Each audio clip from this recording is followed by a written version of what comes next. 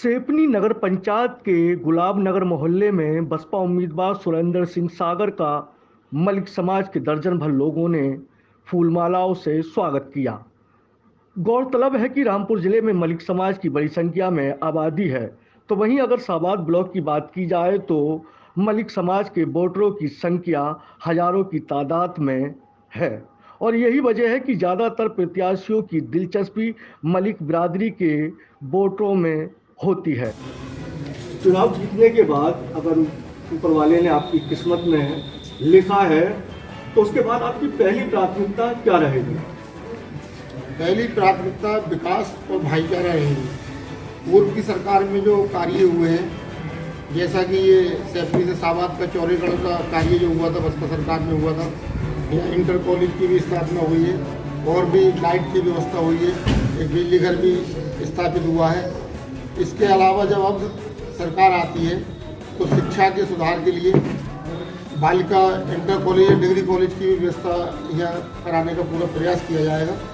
और मेरा जनता को ये संदेश है कि जनता बहुजन समाज पार्टी को चुने अपने विकास के लिए, सम्मान के लिए, तरक्की के लिए, कानून व्यवस्था के लिए और संविधान को जिंदा रखने के लिए, क्योंकि संविधान हमारा अगर सुरक्षित है तो हमारा देश सुरक्षित है, वरना कोई सुरक्षित नहीं रह पाएगा। जिस तरीके से भारतीय जनता पार्टी ने नफरत पैदा करने का काम किया है पूरे देश में, वो हमारा संविधान हमारे देश की जनता को सुरक्षित रख सकता है। वर्तमान की योगी आदित्यनाथ की सरकार को आप किस नजरिए से लेते हैं? देखिए, वर्तमान सरकार के जो मुख्यमंत्री जी हैं उन्होंने पूरे प्रदेश में हिंदू मुस्लिम की राजनीति की है। जब जब भी वो भाषण देते हैं तो 80 और 20% की बात करके ये हमारे 20% का मनोबल बिल्कुल गिरा देते हैं कि हमारे 20% लोग हमारे प्रदेश के रहने वाले नहीं, जबकि चाहे प्रधान से लेकर प्रधानमंत्री अगर चुन जाता है तो वो सबका प्रधानमंत्री होता है, परसेंटेज उसमें नहीं निकाली जाती है। तो उनका जो भाषण होता है वो एक जहर बोलने के लायक है, समाज को तोड़ने वाला उनका भाषण रहता है। और वो योगी हैं, बाबा हैं। योगी और बाबा सरकार नहीं चलाते, सरकार वो लोग चलाते हैं जो जनता के बीच से उठ कर आते हैं, जिन्होंने संघर्ष किया होता है, जिन्होंने गरीबी देखी होती है, लोगों की परेशानियाँ देखी होती हैं, वो लोगों को दुख दर्द के लिए सरकार लेकर चलाते हैं। योगी लोग ये मंदिरों में ही कामयाब हो सकते हैं, जनता के बीच कामयाब नहीं हो सकते। वालेकुम सलाम, बहुत बहुत शुक्रिया यूपी पोल खोल का जो हमें इस लायक समझा, आपने हमारा इंटरव्यू लेने के लिए आए। और मैं आपको बता दूं कि जो मौजूदा सरकार भारतीय जनता पार्टी की चल रही थी उसने मुस्लिम और जाटव इन दो चीज़ों का इतना त्रुटिकरण किया है, उसने इतना विवाद डाला है।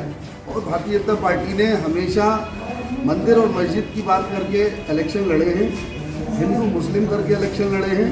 इसके अलावा अगर विकास की बात पे जाएं तो विकास देखिए आप क्या है, विकास बेरोजगारी चरम सीमा पे है, नोटबंदी की इन्होंने, उससे तमाम लाइनें हमेशा इन्होंने भारतीय जनता पार्टी ने हमेशा लाइन लगवाने का काम किया है, चाहे वो नोटबंदी का काम हो, गैस सिलेंडर का काम हो, पेट्रोल डीजल का काम हो, किसी भी चीज़ का काम हो, इन्होंने हमेशा पब्लिक को लाइन में रखा है।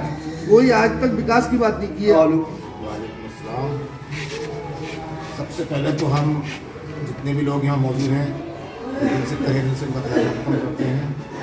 बहुजन समाज पार्टी ने जो काम किए हैं सेपनी में पहले से ही, मैं उनका कुछ थोड़ा सा ब्यौरा आपको बता दूँ कि जो मेरा सवाल रहेगा कि यहाँ पर आप किस तरीके से तैयारी कर रहे हैं और आपकी जो मतलब माइनॉरिटी है, जो आपकी यूनियन है, आप किस तरीके से लेके जा रहे हैं? सामने जो सत्ताधारी पार्टी बीजेपी है, सपा है कि मजबूती से लड़ लेंगे, लेकिन आपकी तैयारी किस तरीके की है? हमारी तैयारी बहुत बढ़िया है, बहुत अच्छा रिस्पॉन्स मिल रहा है। जहाँ भी जा रहे हैं हम, और हमने भाईचारा लेके हम चुनाव लड़ रहे हैं।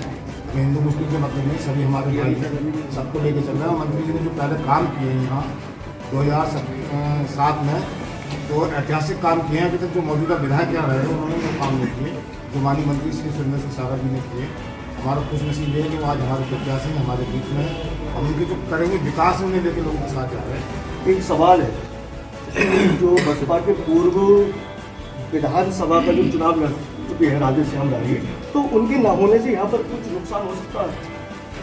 प्रत्याशियों का तो अब पार्टी ने जिसे प्रत्याशी दिया है वही हमारे लिए सर्वोपरि हैं। जो लड़के चले गए वो हमारे साथ था तो उसका नुकसान हुआ। मतलब कुछ जैसे में जमीनी स्तर पर कोई नुकसान दिखाई दे? नुकसान क्या है, कोई